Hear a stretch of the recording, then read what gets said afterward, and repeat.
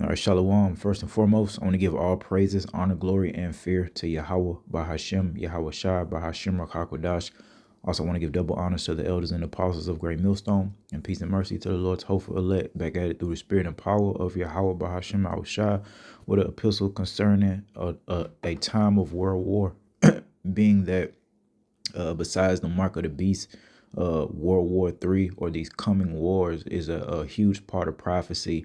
We just want to touch on it through the spirit. So, what did Yahushua, who the world ignorantly calls Jesus Christ, indicate the state of the world would be at the time of his second coming? And we can answer that in the book of Luke 21 and verse 7. And they ask him, saying, Master. So the Lord's disciples are asking him, Master, but when shall these things be? And what sign will there be when these things shall come to pass? And he said, Take heed that ye be not deceived. So make sure that nobody can deceive you. All right. For many shall come in my name, saying, I am Hamashiach, and the time draweth near. Go ye not therefore after them. So don't regard these false items, these false prophets and teachers, all right, that indulge in that idolatry. And here's the point, verse 9. But when ye shall hear of wars and commotions, be not terrified, for these things must first come to pass, but the end is not by and by. So these are some of the signs preceding the Lord's second coming: wars and rumors of wars. And if we are paying attention, like we are commanded to do, watching, listening to the watchmen, you should hear the rumors of wars. You should know history, that this earth has experienced two quote unquote world wars, that this place a lot of the Israelites live in, Babylon the Great, has experienced its own set of wars, as well as other nations on this planet. And it seems like things are not dying down. All right. So going back to that more sure word of prophecy that the scriptures speak about, that's what we have through the spirit. The things that we've said are looking more true than what everyone else is saying, man. So this has to be the correct way. Also, Matthew 24 and verse 3. And he said, and as he sat upon the Mount of Olives, the disciples came to him privately, saying, Tell us, when shall these things be? And what shall be the sign of thy coming and of the end of the world? And we go down to verse 6. And ye shall hear of wars and rumors of wars. See that ye be not troubled, for all these things must come to pass, but the end is not yet. So this World War III is definitely going to happen. For nation shall rise against nation, and kingdom against kingdom. And we do understand, yes, there is the big showdown, if you will, between, big nations, but even within Babylon the Great, other places here on the earth, there's going to be nations against nations, what we call race wars, race riots. All right. And we see that building up on a daily basis here as well. Every time something bad happens to another nation besides the Israelites, they want to plaster it uh throughout the masses. I remember that, I don't want to even get into it. These other nations, man, you know what it is. For nation shall rise against nation, kingdom against kingdom. There should be famines, pestilences, and earthquakes in diverse places. And again, these are events preceding the Lord's second coming. We hear rumors of a famine coming. We just, dealt with a rumor of a famine. I guess they're gonna, hand out these food stamps or what have you, but eventually, somehow, some way, the Lord is going to come as a thief in the night, and that famine is going to catch unexpecting people off guard, man. And that's why we're to remain on our watch through the spirit and power of Yahweh Bahashem and Yahweh Shah. All right, what will happen to civilization if Yahweh Shah did not intervene, all right, to cut time short? Matthew 24 and verse 22. And except those days should be shortened, there should no flesh be saved. All right. And we see that now more than ever. Even the so-called scientists here, man, some of Esau Edom's, top big brains, if you will, are saying that the earth is, spinning faster. The days are getting shorter. So the Lord is doing this in real time, actually literally speeding up time, but as well as, the prophetic events that we've spoken on through the spirit, man. Again, except those days should be shortened, there should no flesh be saved. But for the elect's sake, those days shall be shortened. So for the Lord's love towards his hopeful elect, hey, starting with Yahweh Shah, all praises to Malak Yahweh Shah and the Lord's hopeful elect. Hey, the Lord is shortening up, this BS, man, this captivity, this time um for the elect sake, man, the elect sake, man. All right. And that's something uh to give praise to the Lord about, man. Cutting the day short. It seems like we're clearing like 3 days for one. That's a way, and who knows, man. Well, obviously, it seems like everyone can kind of see if they just open their eyes, but we're starting to come into miracle land, man. Who knows? The Lord could have a spirit on all of us to perceive that the days are going by faster, and the rest of our wicked brothers and sisters with their wicked asses, they could perceive that the days are long and drawn out, man. I know that's probably definitely going to be something that'll happen once we get really deep into the tribulation, man. Yeah, we'll have the perception, and that's a miracle, man.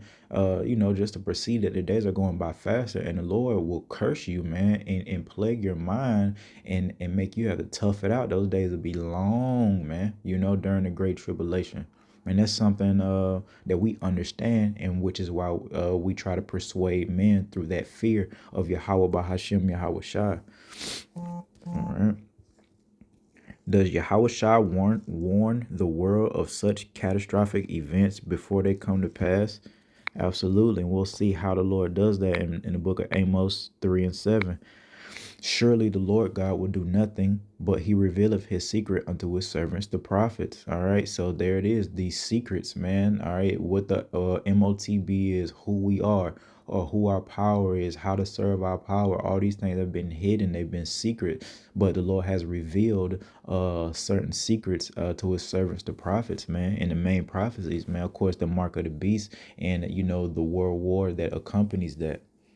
All right. So what you see is the sign that the Lord is getting ready to do something big, man. When you see the prophets and hear the prophets, especially on a daily basis, with that intense spirit that the Lord has the gentleman with, this has to be signs of the times, man. All right. So before a catastrophic event happens, like the great tribulation, the second coming of Malachi Hawashah, who the world ignorantly calls Jesus Christ, the Lord always reveal his secrets to his servants, who the prophets, and then they teach their brothers and sisters, as well as these wicked nations as well. All right. Are the Lord's servants to announce to the world what the prophets and writers of the scriptures have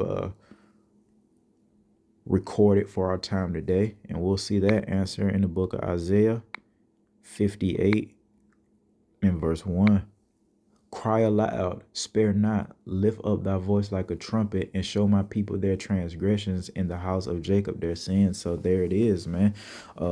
Cry aloud. That's why you see the men on the highways and byways lifting their voice up like a trumpet week in and week out. That's why you can hear them and see them on the internet highways and byways week in, week out, not sparing any, both man, woman, and children of our nation. Get it? We rebuke, we take rebuke, we correct, we teach, all done through the spirit, of course, and power of Yahweh Bahashim Awashah. But this is what's going on. So yes, the Lord's servants, starting with those prophets, those teachers, those helpers of the prophets, etc., whatever your lot is, you're going to be crying aloud and not sparing any, especially as it relates to your brothers and sisters, man. You're going to show them their transgressions. Hey, this is the name of the Lord, not what you guys are saying. This is how to serve the Lord. We talk about those law, statutes, and commandments, where you got some of our brothers and sisters mocking to this very day. Your boy Drewski, may not been directly the brothers of Great Millstone, but he's mocking the prophets regardless, man. So we don't want to be like that, because the Lord is going to make an example out of those idiots here pretty soon, and it's going to be a sight to behold. All right. Let's go to the book of Ezekiel, chapter 3 and verse 17. Son of man, I have made thee a watchman unto the house of Israel. Therefore hear the word at my mouth, and give them warning from me. When I say unto the wicked, thou shalt surely die, and thou givest him not warning, nor speakest to warn the wicked from his wicked way to save his life, the same wicked man shall die in his iniquity. What his blood will I require at thy hand? So that's the importance of this work, of those teachers, those prophets. We have to warn the people so as to wash the blood off of our hands, so that that grown behind man or woman of our nation can be held accountable for their own BS.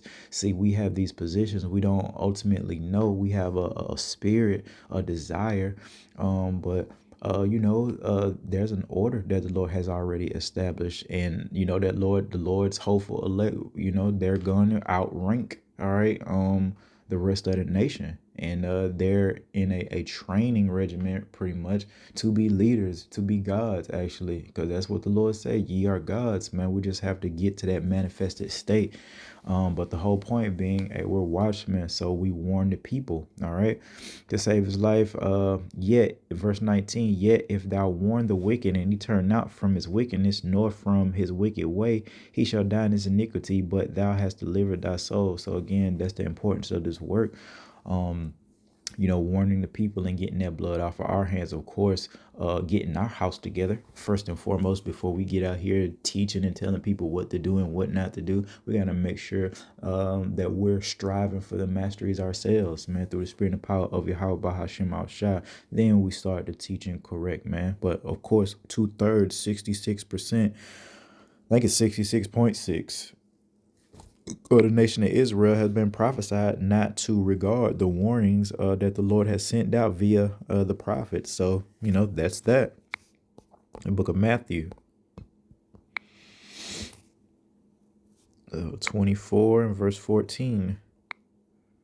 And this gospel of the kingdom shall be preached in all the world for a witness unto all nations, and then shall the end come. So there it is. This work is a part of prophecy. Hearing these men, seeing these men is very, very serious. It's very important. Now, of course, we understand the majority of the people on the earth not going to take it seriously, not going to regard seeing the Lord's men out there on the highways and byways. But we understand through the Spirit that this is a sign. All right, this is a sign of the ultimate, all right, on the way. And we have to prepare. And how we do that? Hey, through the Spirit, keeping the law, statutes, and commandments, which again, your boy Drewski is mocking. But, seriously, it's not a catchphrase, actually learning the laws, statutes, and commandments that the Lord has set in place for the Israelites, and making a good, valiant effort to keep those, man. All right. Being in that holy conversation, just getting cleaner, desiring to be cleaner, understanding that we're filthy, and that no amount of BS clothes, cologne, perfume, jewelry that we can put on these beat down, battered, and bruised bodies is going to hide that fact that we're filthy, dirty creatures, and we need to be delivered through the spirit and power of Yahweh Bahashim Yahweh Shai, man. All right.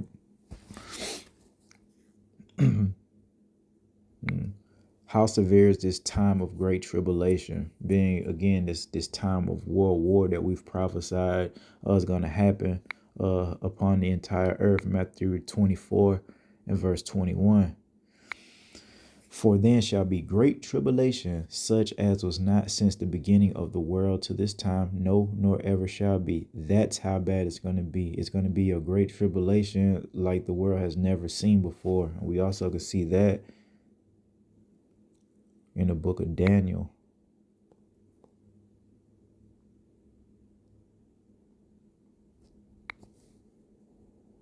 Chapter 12 and verse 1. And Yahushua went out and departed from the temple, and his disciples came.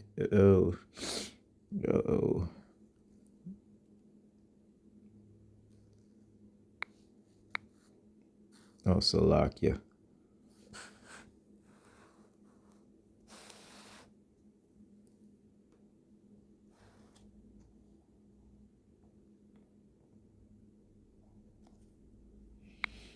Matthew 24 and back to 21. But yeah, back to Matthew 24 and 21. Then again with the 22, and except those days should be shortened, there should no flesh be saved. Because again, that's how terrible this time of great tribulation is going to be. And we see that, man, just by paying attention, man. There's so many events happening on a daily basis where the Lord is removing mass group of people all at once, man. If you just look at the unaliving rate that happens amongst our nation here in Babylon the Great is through the roof. It's insane. It's like genocide levels. So you just got to put all those things into consideration, filter it through the scriptures, man, and know that we're at the end of an era, the end of a rulership, man. And we've learned so much through the process of this thing of ours, man. For, speaking a little bit of Hebrew through the Spirit, man, so much going back through the Torah, revisiting our captivity and our deliverance out of ancient Egypt, all the way up to this very day, all the various captivities that we've been in. So I said all that to say this is a beautiful time that we're living in. It's very, very scary. And it's definitely scary if you don't know what's going on. But what did the Lord say, man? Wisdom should be the stability of thy times, man. What times? These confusing times that we have found ourselves in through the spirit and power of Yahweh Bahashem Yahweh Shai. Luckily for us, man, the Lord is with us through the spirit, man, and we're going to be able to navigate during all this confusion, man. So with that, I want to give all praises, honor, glory, and fear to Yahweh Bahashem Yahweh Shai. Till next time, Shalom.